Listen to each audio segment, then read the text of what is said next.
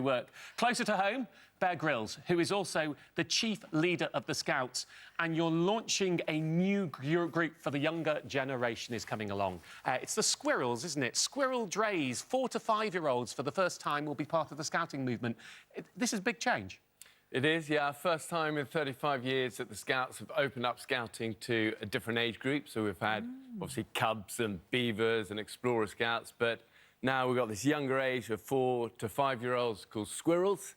And it's really a response, though, to overwhelming demand of young people to want to get involved in scouting. You know, we've got 60,000 young people on the waiting list at the moment to join the Scouts.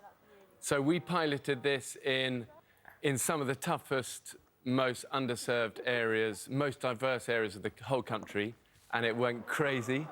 And so today we opened 200, as you say, Squirrel Dreys. So a really exciting time for everyone involved in scouting. It's not, as one journalist said to me, so you're opening scouting for 45-year-olds. That'd be good. I said, I'm in. It's for 2 5-year-olds. 45-year-olds can be scouts, though, can't they? Hey, once a scout, always a scout. Yeah, exactly right. What happened to scouting during lockdown? Because that must have been a massive challenge. It was a massive challenge, you know, but we adapted and actually we're coming out of it really strong, and this is such a positive thing for... You know, I think young people, as you know, we all know, the ones that have suffered most during this last 18 months. And young people need the whole thing of adventure and friendships and connection and community. And this is opening it up to that age group that are especially vulnerable and have had, you know, a really hard time kind of not being able to see people. How will people actually go and access this? Where can they go? What will they do? How many hours a week is it? Give me the practicals, if you would.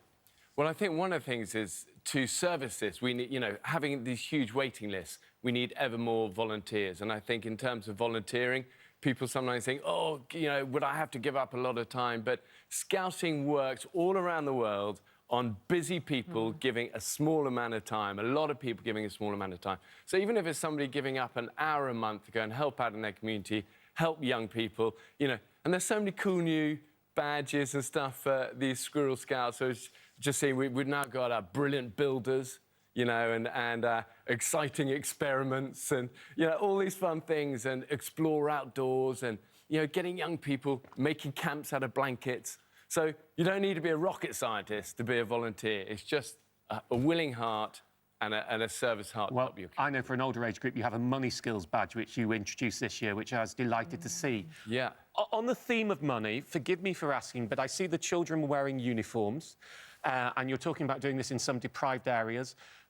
Will you be giving them the jumpers and the neckties? Do they have to buy it? How much is it? What about those who can't afford it?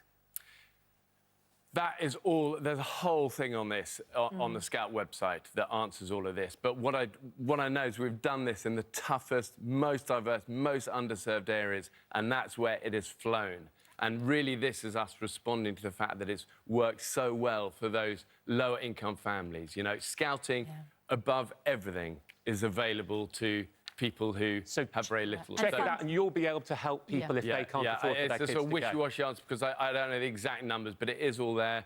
I'll tell you what, I read it in the briefing and I was giving you a chance. It costs £13.50 for the jumper. You give the necktie, and if people can't afford it, you will provide the jumpers for them. Scouting teamwork. I love it. There we are. Oh, I love it. Always be prepared, Grylls. Be prepared. Yeah. You are. Good for you. Bear, it's absolutely lovely to see you this morning. Any extreme sports recently? Didn't we see one of your sons jumping off a cliff? On social media. Yeah, I'm not sure his mother knows about that one yet. Oh, really? You're not helping a lot here. So. OK, I'm terribly sorry. He is definitely into a lot of this stuff as well, our eldest son. But he's just turned 18, so, you know, he's now his own man, and there's only so much influence Shah and me can now have. But I know that feeling. I know that feeling. And well, also, I hope I trained him well. That's the thing. It's when your teenage boys say, "I'm going to be, you know, 18 soon, so I can do," and you just think, "Oh my goodness, no, I've no longer got control over them." Yeah. But you've encouraged your boys, haven't you, to be independent, to be adventurous? I think so. I hope so. You know, we've always sort of said you've got to embrace. Life is full of risk, you know, and if you try and strip risk out of kids' lives, you do them a disservice. You know, our job as parents, our job as volunteers and scouting, whatever it is to empower young people to how to manage risk and do it safely and be smart and make good decisions. And I like that part of it, but as you say, parenting, the gloves are always off. But Jesse is 18 now. He's amazing. I'm incredibly proud of him. That adventure begins. It's quite tough for you to say to him, no, you can't do that. It's going to be a struggle, isn't it? Well, I don't really say that. You know, I love. For me, it's a privilege to go and do We need to adventures teach with him. risk I in love it. schools, not just your type of risk, my type of risk. We're terrible in this country at assessing risk and really understanding it. But that's a subject for another day.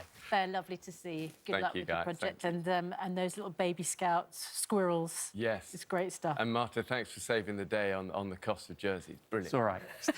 I can remember numbers, not names. We'll do that Anything one. financial, and you know Martin's got your back. I love it. Still to